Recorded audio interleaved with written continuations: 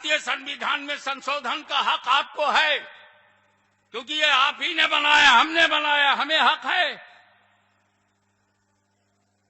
लेकिन कुरान और हदीस से बनी हुई शरीयत ये अरब की जमीन पर बनाया हुआ दीन नहीं है, ये आसमानी दीन है, ये इलाही दीन है, ये मुस्तफा का दीन है, नबी ने दिया है। नबी से कहो वो बदले, तुमने बनाया नहीं, बदलने का हक कहां से आ गया? जब हम 125 करोड़ होकर ईरान का कानून नहीं बदल सकते, अफगानिस्तान का कानून नहीं बदल सकते, अरे पड़ोसी पाकिस्तान का कानून नहीं बदल सकते, कुरान का कौन बदलने देगा? न तुम्हारा पड़ोसी है, न तुम्हारा बनाया हुआ है, न तुम्हारा नेबर है, न कुरान घुस के कहीं स्ट्राइक करता है और न अपने ऊपर किसी स्ट्राइक को बर्दाश्त करता है। आपस में पड़ोसियों में करते रहो, नो प्रॉब्लम। पब्लिक की डिमांड है, मेरा मानना है कश्मीर हमारे देश का अटूट अंग है, ये मेरा मानना है। लेकिन मैं पब्लिक की ओपिनियन की बात जो तुम लेके चल रहे हो, कश्मीरियों की भी ओपिनियन ले लो। वाह वाह वाह वाह वाह, नानी मरती है ओपिनियन लेने में। तुम हमसे रायशुमारी करवाते हो, जम्मू कश्मीर में क्यों नहीं करवाते? हिम्मत है तो श्रीनगर में ला कमीशन भेजे। आजाद रहना चाहते हो या हमारे साथ रहना चाहते हो? तब पता चल जाएगा कि राय लेना कितना भारी पड़ता है।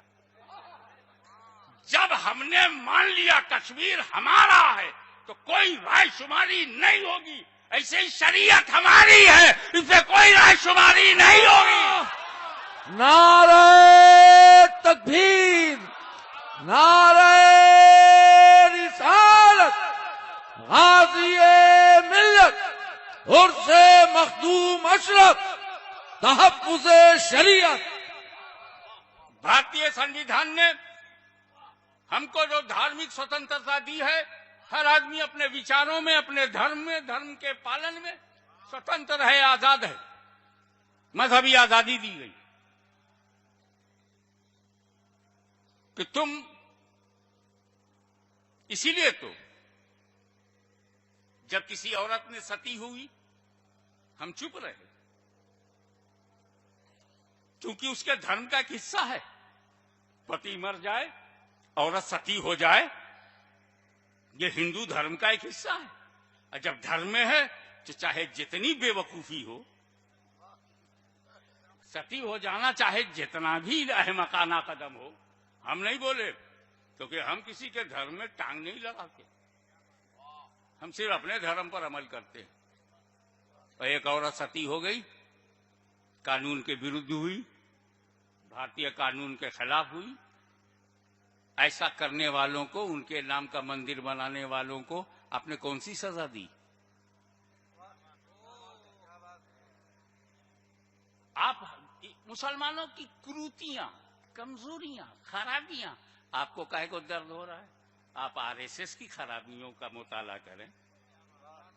इस्लाम को कौन बोला आपसे? हमने तो नहीं कहा कि सगी मां का पेशाब नहीं पिया जा सकता, तो जानवर का क्यों पीते हो? हम तो नहीं बोले।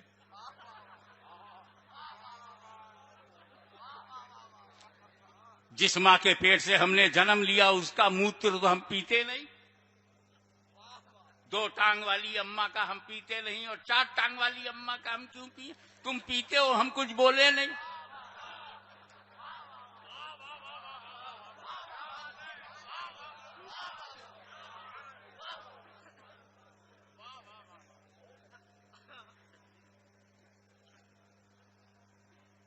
हम दूसरे मजहब पर उंगली नहीं उठाते, इस यकीन के साथ कि तुम भी हमारे मजहब पर उंगली ना उठाओ। और कारण यह है कि हमारा दीन तुम्हारे लिए नहीं है, हमारा दीन हमारे लिए, तुम्हारे लिए। हाउ मच फ्लेक्सिबल, कितना लचकदार हमारा मजहब है।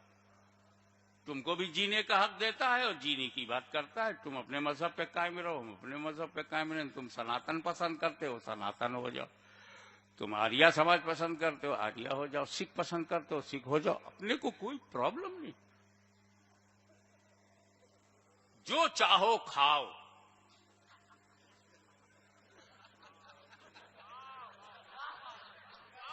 हमने तो कभी नहीं कहा कि इस्लाम में सूअर बहुत गंदा जानवर है, हम बर्दाश्त नहीं करेंगे कि इसको मार्केट में बेचा जाए। तुम बेचते हो, पालते हो, खाते हो, हम तो चुप हैं। हम कुछ खाते हैं तो तहकीक करते हो, होटल में घुसकर बोटियां चुनते हो। हमारी रोटी बोटी चेक की जाती है, इतना बड़ा सूअर हजम हो जाता है, कोई तहकीक नहीं होती। हम जानते हैं सूअर हमारे धर्म में गंदा